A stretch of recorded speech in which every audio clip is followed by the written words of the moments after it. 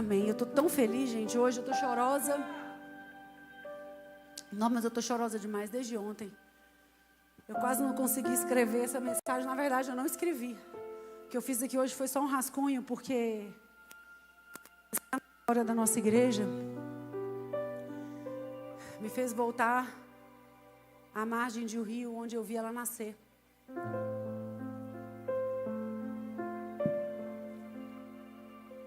Hoje a gente começa a comemorar oficialmente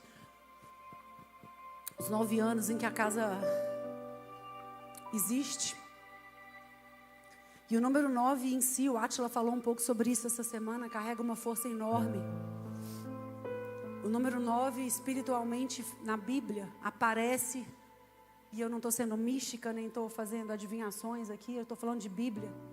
O número 9 aparece na Bíblia com muita força, carregado de um simbolismo espiritual muito relevante. Quando a gente olha para o número 9, é impossível a gente não pensar no fechamento de um ciclo. A gestação traz esse simbolismo. Quando a gente pensa no número 9, a gente pensa num processo gestacional. E eu sou mãe. E gestar fala sobre fé. A fé nada mais é do que isso. A gente gerir dentro da gente expectativas, sonhos, projetos, propósitos, vontades. E é a fé que faz isso ser real, mesmo quando não é ainda. Quando a gente fala em gestação, nem sempre é só gestação de crianças físicas, é a gestação de sonhos, gestação de esperança. E normalmente, quando a gente está gerindo algo, a gente faz isso em secreto. Às vezes a gente não consegue nem compartilhar com as pessoas, porque é algo tão nosso. Às vezes parece algo tão impossível. E a gente gera e gere isso, muitas vezes no silêncio dos nossos quartos, no joelho, quando a gente se ajoelha para as nossas orações, no trânsito, quando é só a gente e Deus. Normalmente esse processo gestacional de sonhos vem regado de lágrimas, muitas vezes de desconforto, de julgamentos, de incômodos. E faz a gente acreditar em algo que muitas vezes nem de longe está concreto diante dos nossos olhos. Quando a gente olha para a Bíblia, o número 9 aparece em Gálatas, quando o Senhor fala acerca dos dons, dos frutos do Espírito. Em Gálatas a gente vai ver a Bíblia falando sobre amor, alegria, paz, mansidão, benignidade, bondade, fidelidade. Pensando nesse 9 simbólico bíblico e pensando ontem na igreja, eu pude ver esse processo de frutos do Espírito gestacional, criado e desenvolvido por Deus em nós como igreja. Olhando para isso tudo, eu percebi que viver essa maturidade, gerar essa maturidade espiritual como igreja, foi muito além apenas de crescer. Nesses 9 anos, o Senhor nos permitiu passar por caminhos, às vezes, tão difíceis, para que a gente pudesse viver os frutos como igreja. A igreja precisou ser apurada na mansidão, na benignidade. O Senhor me mostrou e me ensinou que a gente não pode se considerar maduro quando cresce. A gente é a prova viva disso como igreja. A gente é maduro quando a gente frutifica. E os dons, frutos do Espírito, só existem para que a gente frutifique. A Bíblia fala em 1 Coríntios sobre 9 dons espirituais. Palavras de sabedoria, palavras de conhecimento, fé, dons de cura, operação de milagres, profecia, discernimento, variedade de línguas e interpretação de línguas. E eu pude ver também a concretização de Deus na nossa história nesses 9 anos. Eu pude ver o quanto a igreja foi desafiada a ser uma igreja viva. uma igreja que carrega em si os dons espirituais. Nós fomos apurados, amadurecidos, e estar aqui hoje é a prova viva de que esse lugar nunca foi um projeto humano. Projeto de Deus. Na 9ª hora, Jesus estava na cruz e ali o projeto foi consumado. Foi na 9ª hora em que Jesus experimenta o momento mais doloroso do seu ministério. Aquilo que parecia um fim, na 9ª hora mostra pra gente que muitas coisas que parecem fim, na verdade, abrem portas para um novo nascimento. Quantas vezes aqui na casa nós experimentamos a 9ª hora, Emerson, em que achamos que o nosso chamado ia morrer, que o projeto ia morrer, quando na verdade o Senhor só estava clareando as coisas diante de nós. É na 9ª hora que as intervenções sobrenaturais acontecem. Como assim, Gi? Eu vou lembrar vocês, quem se lembra de Paulo e João, que na 9ª hora foram orar e um milagre aconteceu. Havia um coxo e na 9ª hora, a partir da oração de João e de Pedro, aquele coxo foi curado. E eu vim aqui hoje declarar sobre nós que a nossa 9ª hora chegou. Chegou o tempo de vivermos milagres. Chegou o tempo de experimentarmos intervenções do céu. Chegou o tempo de crermos com coragem na provisão do céu para aqueles que são capazes de buscar e de orar. Foi na 9ª hora que o céu se abriu e que Cornélio teve uma visão. Foi na 9ª hora que o evangelho nos alcançou, porque ele não era para nós. Por isso que eu quero dizer para vocês que a 9ª hora marca um tempo de expansão. Você que é casa precisa guardar isso. Eu coloquei no meu mural, é o ano da posse, é o ano da expansão. Eu realmente acredito que a nossa igreja vai viver algo muito profético. Foram 9 anos de muitas experiências nesse lugar. Eu me lembro do primeiro dia, que aqui nem era aqui. Foram 9 anos extremamente intensos, de tantas lágrimas, de tantos processos, de tantas dores, mas também de tanta perseverança, de tanta cura, de tanta renúncia, mas também de tanto crescimento, de tanta transformação. Essa igreja nasceu a partir de um sonho que Deus me confiou. E esse sonho não tinha nada a ver com marca, não tinha nada a ver com tamanho, não tinha nada a ver com o espaço. O sonho que gritava no meu coração era falar de Jesus para as pessoas. Será que eu vou conseguir? Eu falava no café da manhã com o pastor Lu e com o pastor...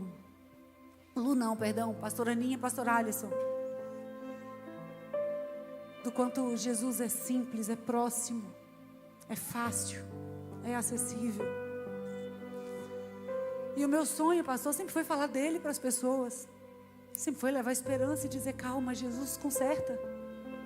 Tem esperança, Jesus faz. Não desiste não, Jesus não vai desistir. E durante esses 9 últimos anos, eu literalmente vivi isso aqui como igreja. Eu literalmente dei a minha vida para trazer esperança quando já não tinha mais esperança. Para tentar colocar de pé pessoas que entravam aqui achando que o chão era o lugar final, era a sentença de morte. Nesses 9 anos, o meu sonho com Jesus era fazer as pessoas voltarem a sonhar, quando na maioria das vezes elas já tinham desistido. Era dar ânimo para quem já não tinha mais ânimo. Era colocar vida nas pessoas que já viviam uma vida no piloto automático. Era dizer, calma, Jesus tem coisas novas. Vamos acreditar, dá para realizar grandes coisas ainda. que me fez ficar de pé foi muitas vezes perceber que gente que não tinha mais brilho no olhar, de repente voltava a ter brilho no olhar. Porque é isso que Jesus faz. Jesus coloca brilho no olhar de gente que já não tem mais vontade de viver. E são 9 anos sonhando em fazer isso acontecer. Eu nunca quis um culto incrível, impactante. Eu nunca quis um louvor que tocasse as nações. Eu só queria Jesus acessando pessoas. Ontem, enquanto eu tentava escrever uma palavra que eu já adianto para vocês, eu não consegui. Eu me lembrei de Paulo. Porque assim como Paulo, no final da sua jornada, Paulo disse: eu trago no meu corpo as marcas que provam que eu fui escravo de Cristo. Eu sinto isso profundamente no meu coração. Meu coração é todo marcado.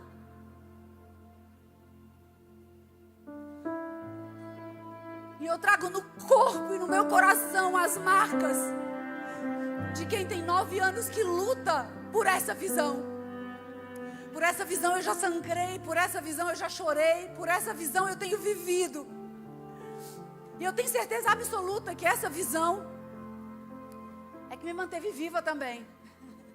Porque chegou um momento que eu tive que viver aquilo que eu queria que os outros vivessem. Houveram momentos em que meu olhar também perdeu o brilho. E de verdade, casa, eu sinto tanta gratidão a Deus por essa história que muitas vezes é tão difícil. Eu ontem fiquei pensando nisso e a verdade é que, mesmo tendo sido às vezes muito difícil, eu não mudaria um dia sequer. Se Deus pudesse me fazer voltar atrás e eu pudesse escolher as pessoas que me feriram, eu escolheria todas elas de novo. Eu amaria todas elas de novo. Eu acreditaria em todas elas de novo. E se Deus me dissesse: e o final você quer mudar? Não, eu queria mesmo sofrer tudo de novo. Valeu a pena. Eu aprendi, eu cresci. E eu aprendi com todas elas. Ninguém entrou e saiu daqui sem ensinar algo. Houveram momentos que de verdade eu quis muito gritar e o Senhor me disse: cala a boca. E eu espero que Deus fale com você a partir disso também. Houveram muitos momentos em que eu quis fugir e o Senhor me disse: fique. Eu perco as contas de quantas vezes eu quis me justificar. E o Senhor me disse: se cale. Odiar então, Fê, como eu já quis odiar. É o instinto do nosso coração. E o Senhor me dizia: que vantagem há em odiar o seu inimigo? Ame. Muitas vezes eu quis parar e o Senhor me dizia: não, se movimenta, não é hora de parar. Tiveram momentos que eu tive tanta vergonha, tanto medo, tanta angústia. É difícil explicar para vocês o quanto eu amo isso aqui. Porque eu vejo o cuidado de Deus na mesinha descascando. Eu vejo o amor de Deus em cada pessoa que veste essa camisa. Eu já tive tanto medo de não conseguir.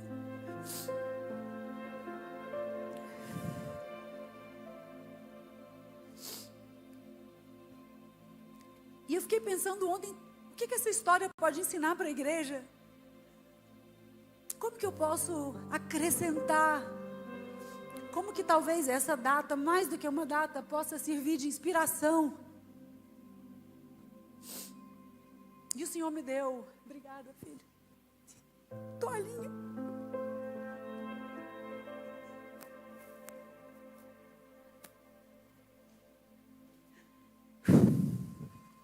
Eu sonhei com a primeira toalhinha.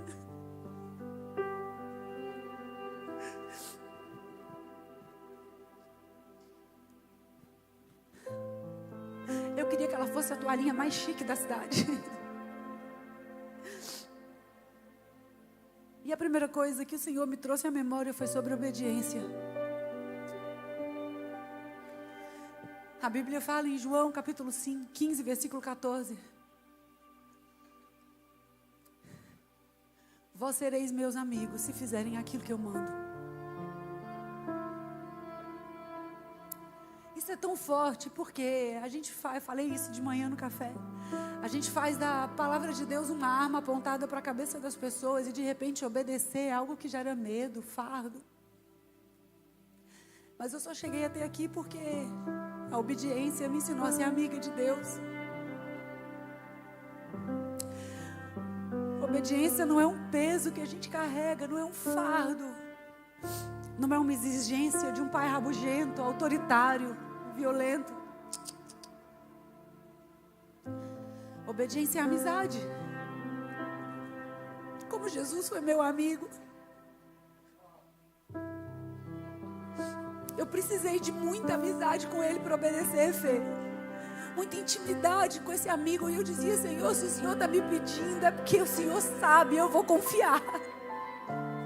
Se o Senhor está mandando eu calar, eu vou calar. Mas é porque eu confio demais no Senhor. Não sei qual é a obediência que o Senhor tem te pedido, mas confia nele. Ele tem o melhor para você, eu te prometo.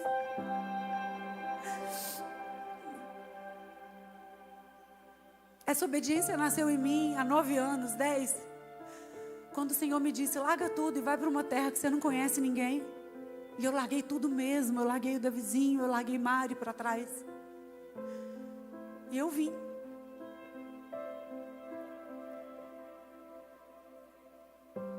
Parecia imprudente aquilo. Ninguém entendia nada. Mas toda construção verdadeira,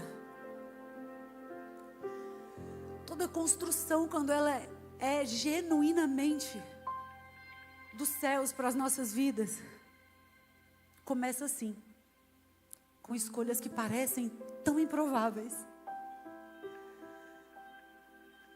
Olha para Abraão.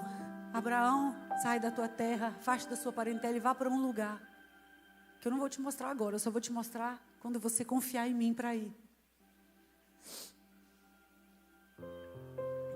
Pedro, você está com medo? Você quer saber se sou eu mesmo? Sai da zona de conforto.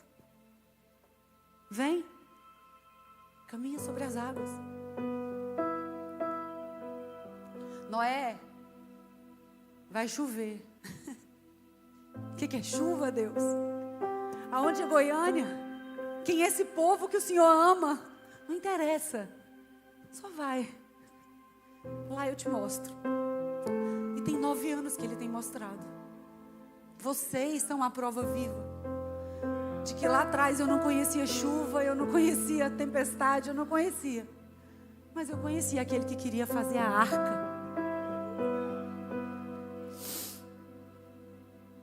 A história da casa me ensinou que obediência verdadeira requer de nós fé.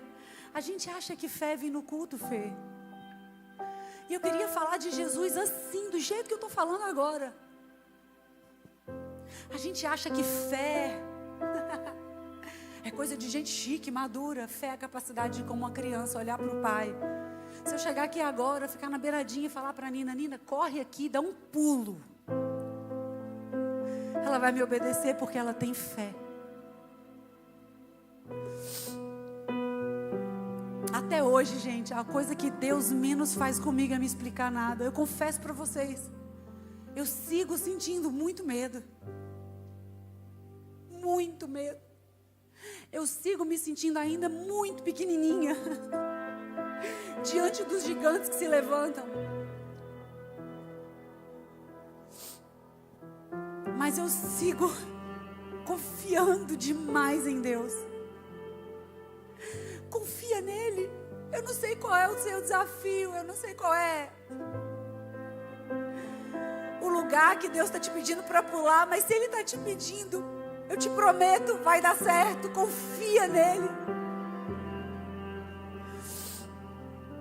A segunda coisa que eu fiquei pensando ontem e que eu quero inspirar vocês: tenham coragem.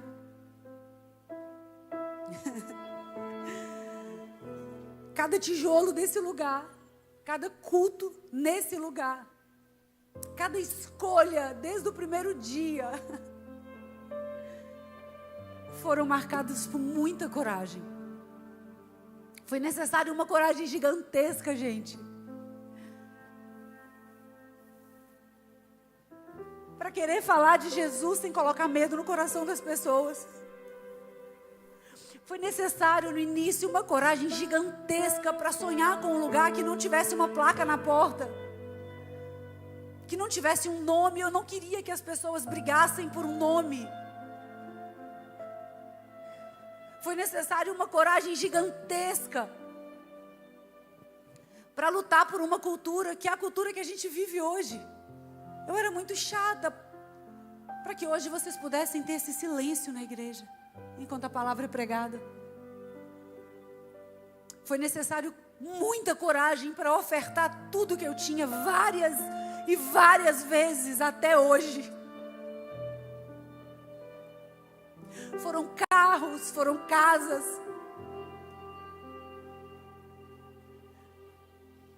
Foi necessário coragem para deixar essa igreja escura e ser chamada de seita. Passou. Mas eu queria tanto que você pudesse ficar quietinho com Jesus, no escurinho, sem que a sua roupa importasse, a sua bolsa, a sua forma de se vestir.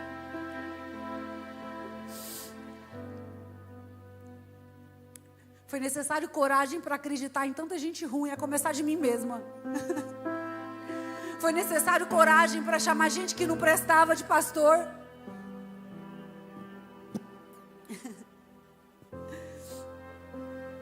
Eu me lembro que foi necessário coragem comprar uma caixa de copos de vidro. Lembra? A gente não tinha onde guardar aquilo. Mas o Senhor me dizia: sirva alimento, sirva café. Foi necessário tanta coragem, gente, para não ser pastora troféu, não ser ilustrativa, porque meu coração queimava demais por Jesus. E eu corria para o Kids, e eu corria para o Steph, e eu corria para a porta, e eu corria, e eu corria. E se não tinha ninguém para orar, eu orava. E se não tinha ninguém para gritar, eu gritava. E se não tinha ninguém orando em línguas, eu morria de vergonha, mas eu orava em línguas.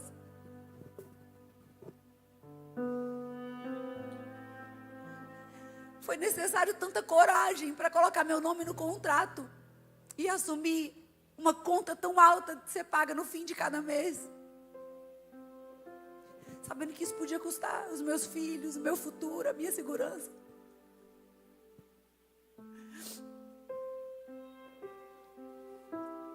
Foi necessário tanta coragem para fazer o primeiro Casa Share, para falar de temas que ninguém falava, para respeitar os jovens do jeito que ninguém respeitava, para dar voz a uma geração que era massa de manobra.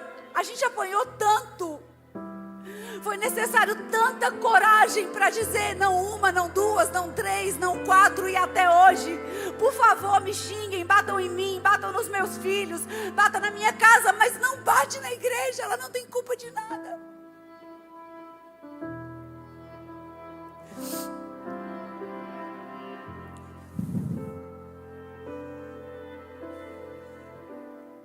Eu não sei, talvez o Espírito Santo está te pedindo para viver algo que requer de você coragem. Coragem talvez para ligar para alguém que você não quer, para perdoar quem você também não queria. E eu não estou te contando isso porque eu quero que você ache que eu sou uma heroína. Muito pelo contrário, eu estou te contando isso para dizer para você: eu morro de medo.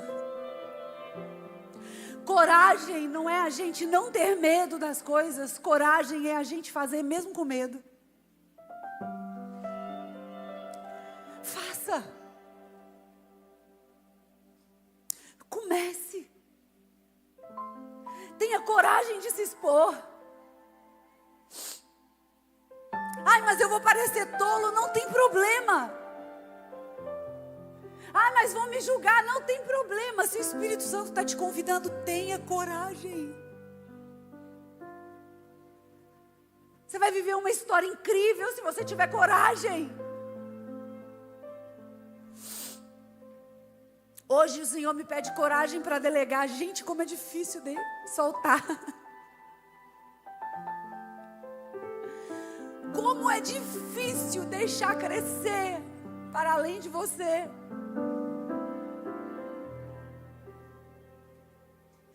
Como é difícil querer fazer igual a galinha e colocar debaixo da asa, mas o Senhor dizer não. É hora de você delegar. Existe uma geração nova que precisa da sua força ali atrás. Senhor, mas e se eles não conseguirem coragem de ir? Senhor, mas e se não for Às vezes a maior coragem é essa. Soltar a mão e deixar voar.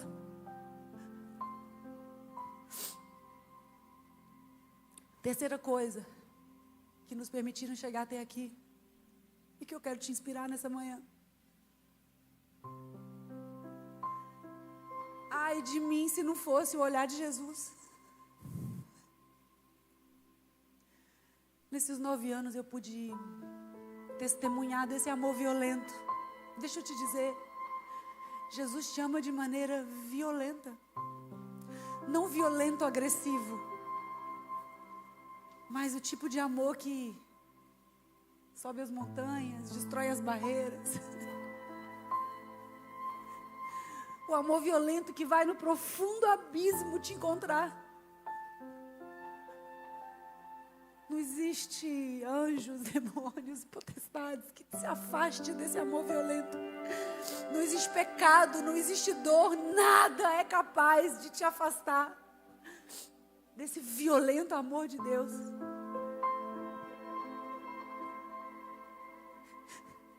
Ah, se não fosse o olhar de Jesus, quantas vezes no meio da tormenta eu só buscava esse olhar e eu ficava imaginando esse olhar.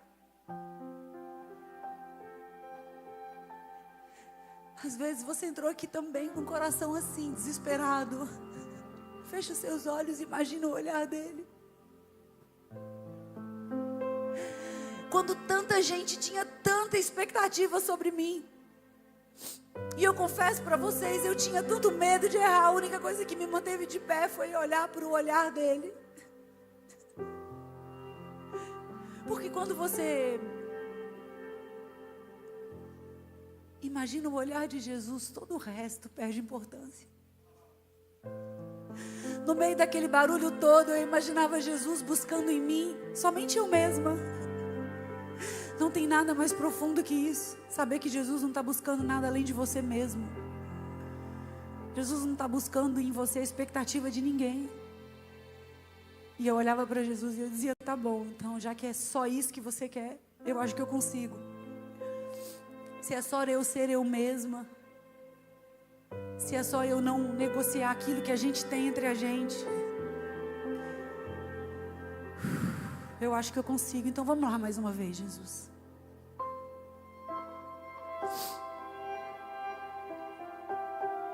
Deixa eu te dizer algo, no meio da sua tormenta, para tudo e busca o olhar dele. Ele vai te encontrar. Ele vai te resgatar, ele vai te acalmar. Ele vai te aliviar.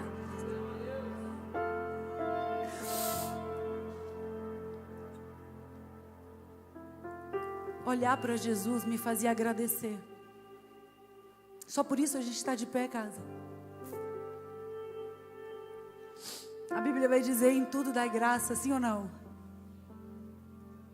A igreja me ensinou o significado disso.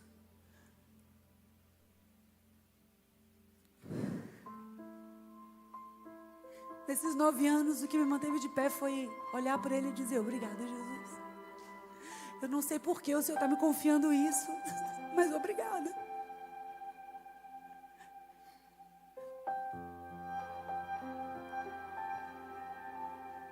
Obrigada, Jesus, porque muita gente foi embora, mas muita gente ficou. Obrigada. Obrigada, Jesus, porque eu posso ter perdido muita coisa, mas eu não fiquei sozinha. Obrigada. Obrigada, Jesus, porque meu filho está aqui. Obrigada. Obrigada porque meu genro está aqui. Obrigada. Obrigada porque minha filha está do meu lado. Obrigada. Obrigada porque eu tenho pastores ao meu lado. Obrigada. Obrigada porque ainda tem voluntários. Jesus, obrigada. Obrigada por mais um culto. Obrigada, Jesus. Obrigada. Ai, mas está desafinando. Obrigada. Obrigada, Jesus, porque temos fôlego, temos voz. Obrigada. Obrigada pelas orações que me sustentaram. Obrigada, Jesus. Obrigado, obrigado, obrigado.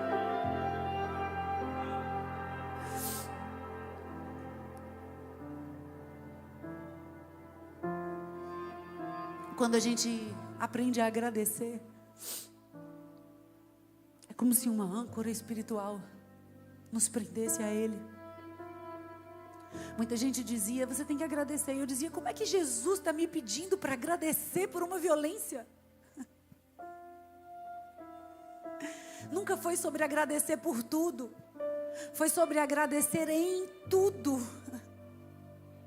Jesus não está colocando violência para você agradecer. Jesus não é violento, Ele é bom. Jesus me ensinou que era apesar de tudo. E apesar de tudo eu tinha Ele, eu tive Ele, eu tenho Ele. Existe uma quarta coisa que eu acho que você pode praticar na sua vida. E que esses 9 anos me ensinaram. Tenha humildade. Seja humilde.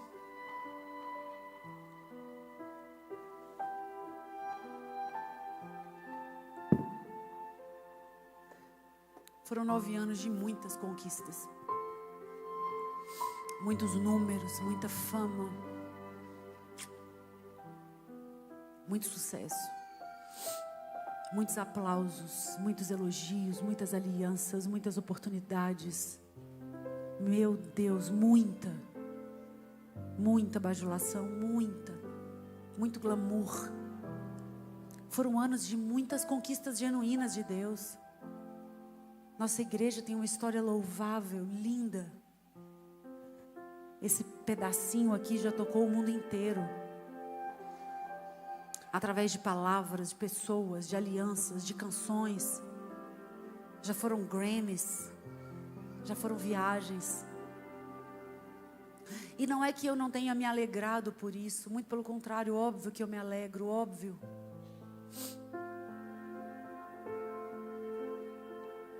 Mas os meus pés nunca saíram do chão.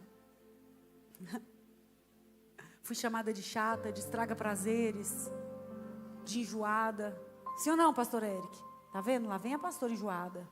A pastora não celebra. Mas é que dentro de mim sempre houve uma voz que me dizia, não perca a essência. Não se esqueça da essência de todas as coisas.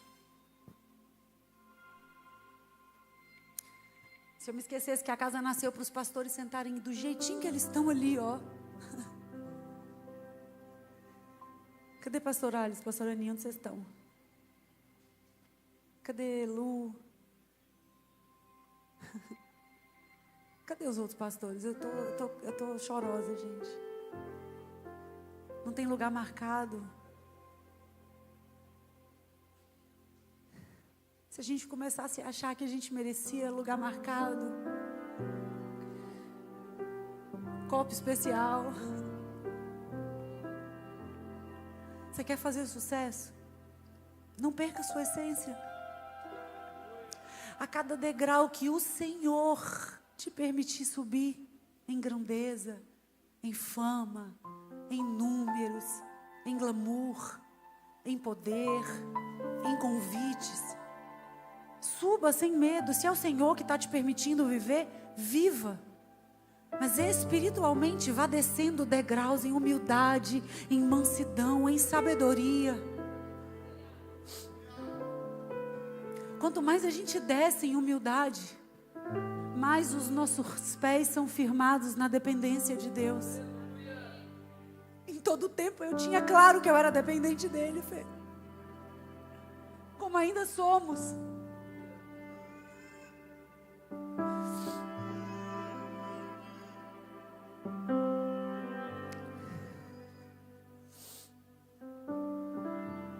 A glória é dele. O louvor é dele. A beleza é dele, tudo é dele. Ele só nos permite experimentar disso para que mais pessoas sejam inspiradas. mas desça em humildade para dizer para Ele. Às vezes o nosso fardo começa a pesar demais, quando a gente faz um teatro e acha que é sobre nós, mas a glória é dEle. Às vezes o fardo pesa na empresa, porque você está achando que é sua responsabilidade, mas dependa dEle que o fardo fica leve. Fazer o culto ser sobrenatural não é a minha responsabilidade. A minha responsabilidade é ser humilde a ponto de dizer: Senhor, eu dependo de você. O meu casamento depende de você. Os meus filhos dependem de você. A minha igreja depende de você. Os seus negócios dependem dEle.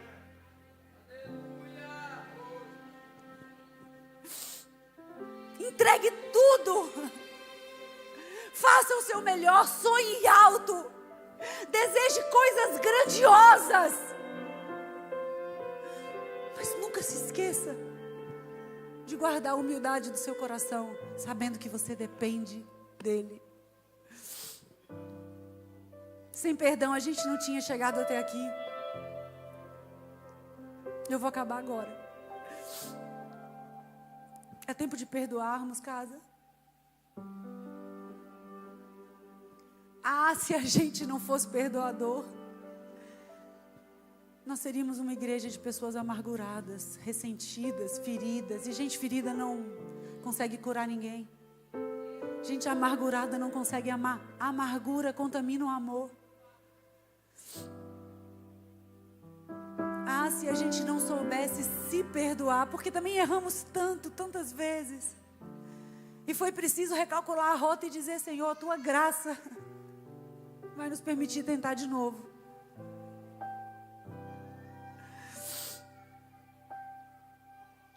Eu não sei quem te feriu, eu não sei quem te machucou, eu não sei quem te julgou, eu não sei quem te trocou, eu não sei quem te violentou, eu não sei quem te traiu, eu não sei quem te abandonou, eu não sei quem te frustrou, quem te decepcionou, quem te defraudou, quem te prometeu e não cumpriu, quem disse que ia estar e não esteve, quem te ofereceu carinho e te entregou dor, violência. Mas em nome de Jesus, não dê a essa pessoa o direito de roubar o teu amanhã. Nós só estamos comemorando 9 anos, porque o perdão nos libertou para viver o amanhã que Deus tinha para nós. Não deixe o diabo roubar de você os teus sonhos. Existem sonhos para você. Existe carinho, existe cuidado, existe fidelidade, existe provisão da parte de Deus. Mas você precisa deixar aí quem te feriu.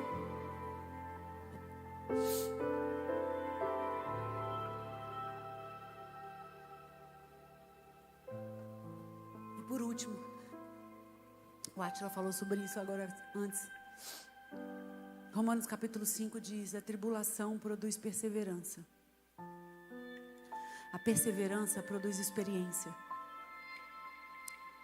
A experiência produz esperança. E a esperança não traz confusão. É a história da nossa igreja. Todos esses anos produziram em nós um caminho que nos levam a viver cheios de esperança. Você tem uma qualidade da nossa igreja que a gente sonha. A cada culto a gente sonha com o que Deus vai fazer. A cada domo a gente sonha. A gente foi forjado na tribulação. Nunca foi fácil ser casa. Os desafios só foram mudando, mas nunca foi fácil ser casa. A gente já foi odiado pela cidade, pelas igrejas, pelo povo. A gente já viveu as nossas crises que só mostram quão forte nós somos. A gente só viveu exposições porque o Senhor confiava que nós teríamos força. E a prova é, estamos aqui. Nenhuma tribulação nos destruiu, muito pelo contrário. Nos amadureceu, nos forjou. Gerou em nós a capacidade imparável de sonhar. olhos não viram, ouvidos não ouviram, nem sequer chegou no nosso coração aquilo que Deus tem separado. Todas as vezes que eu entro nessa igreja, isso tem tempo já, o Eric deve estar me ouvindo cantar isso aqui nos bastidores, eu escuto a música e eu vejo uma pequena nuvem. Eu não lembro se vocês lembram, mas vocês vão lembrar no passado, quando o culto acabava e a gente ficava aqui. Lembra que ninguém ia embora? Acho que esses dias teve de novo, né? Pastor Maurício mandou que domingo à noite o culto acabou e o povo ficou orando. Eu não sei se vocês conseguem ver uma pequena nuvem. É um sinal que muito em breve eu vejo isso como se fosse real diante de mim, Daliana. A chuva que virá. A casa foi chamada para confundir os sábios. Ninguém passaria pelo que nós passamos e estaria tão bem como nós estamos. Ninguém nos roubou a visão, ninguém nos roubou a coragem, ninguém nos roubou o amor. Ainda existem pessoas se apaixonando e se apaixonando e permanecendo e chegando. Depois de tantos anos lutando, vibrando, sofrendo, fazendo, é chegada a hora de ver nascer. E se a igreja vai ver nascer, você vai ver nascer na sua casa. Porque tudo que começa aqui, desce daqui e invade as pessoas que estão aqui. É tempo da gente, depois da morte vem a ressurreição. A 9ª hora chegou.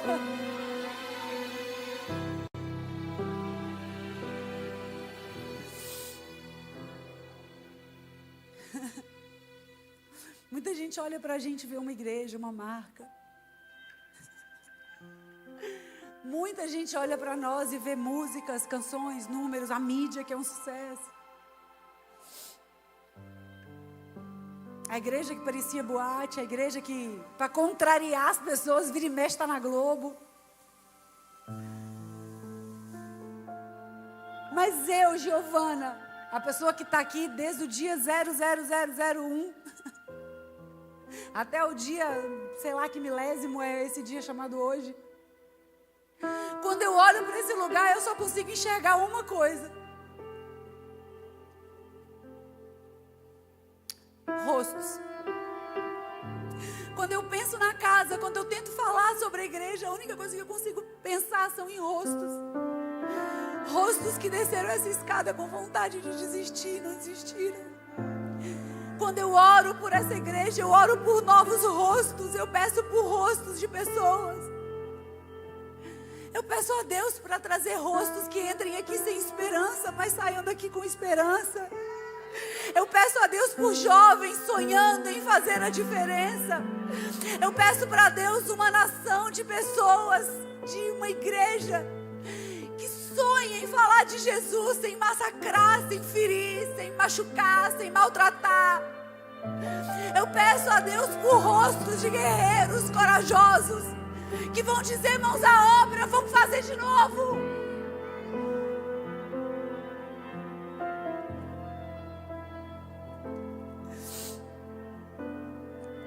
No fim das contas, pensando eu ontem sobre essa igreja, nunca foi sobre construir algo grandioso, sempre foi sobre não aceitar a ideia de que pessoas pudessem morrer em vida sem Jesus. Esse é o meu sonho. E a maior prova,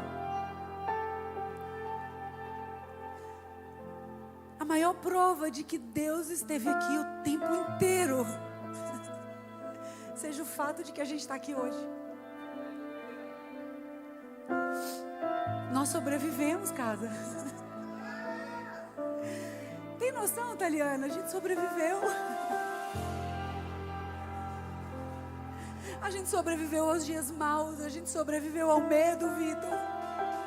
A gente sobreviveu às perdas, a gente sobreviveu às guerras, a gente sobreviveu às lágrimas. A gente sobreviveu às angústias, a gente sobreviveu ao sucesso, que é muito mais difícil às vezes.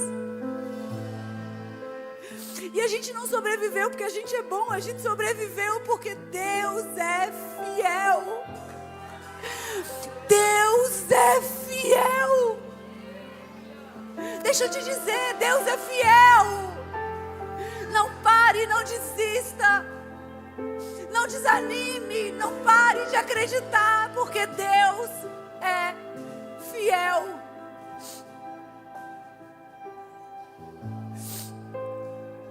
E eu queria muito encerrar falando para vocês, obrigado porque vocês acreditaram, quando às vezes eu queria não acreditar.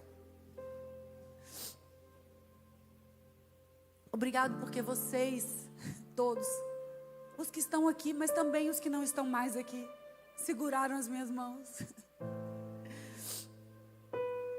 Obrigado porque vocês amaram essa visão. Porque vocês ainda sonham com o poder lindo que essa visão carrega. Obrigado por não terem desistido de mim. Obrigado por não desistirem do Átila. Obrigado por não desistirem desse lugar.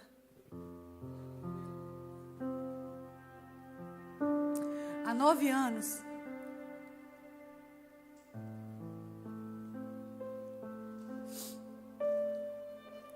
obrigada, Gui, te amo. Há 9 anos atrás, a gente tinha um sonho. E hoje a gente tem um povo. E isso é tudo que a gente precisa.